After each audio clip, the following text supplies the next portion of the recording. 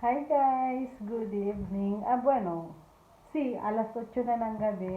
For today's video ay kakain ako ng mangga. May binili kasi ako nung isang araw guys. Kaya, ito kakainin ko na fresh ito guys. Oh, tingnan niyo.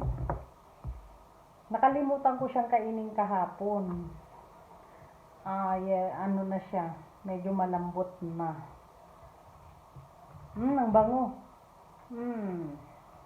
Ang tawag sa Ilocano, darangidangan na guys. Darangidangan. Pero isa lang kakainin ko kasi gabi na guys. Oh. Mango! Sarap ito. Naglalaway na ako.